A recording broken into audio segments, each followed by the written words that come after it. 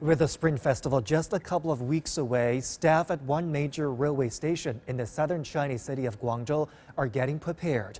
But it's a different type of preparation compared to years past. CGTN's Omar Khan explains how one vaccination drive is providing a sense of assurance ahead of the travel period. Doctors and nurses administering the coronavirus vaccine at a railway station.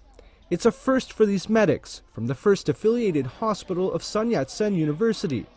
They're here to give jabs to those employed in high-risk industries, which includes people working in China's expansive railway network.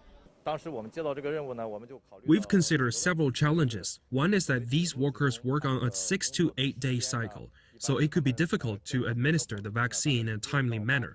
It's also a risk for so many of them to come to the hospital, since there are already so many people there.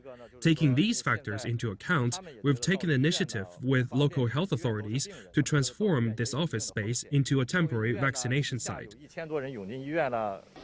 These vaccinations mark the second day that staff at China Railway Guangzhou Group are able to receive an injection.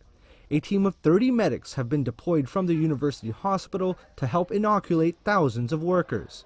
There could be a lot of people returning home for the Spring Festival this year, and the mobility of the population is quite large. There may be hundreds of millions of people moving across the nation. For railway crew members, they are in contact with travelers across the entire country, so it's quite critical that they are vaccinated. Those on the receiving end of the needle, some 5,000 people, include staff filling various roles. But regardless of those differences, they believe the voluntary health precaution they're taking is essential in helping contain further spread of the coronavirus. I come into contact with thousands of people in my line of work, and I need to face even more people every day. I got a vaccine because it can improve my immunity when it comes to the virus, helping build an extra barrier. I also feel it's a responsibility not only to my family, but to society. People here will have to come back for a second injection in 28 days. After that, they'll be good to go as the nationwide travel frenzy begins. It was precisely 1 month ago that the Guangdong Health Commission announced that 180,000 people working in high-risk sectors had already received a coronavirus vaccine.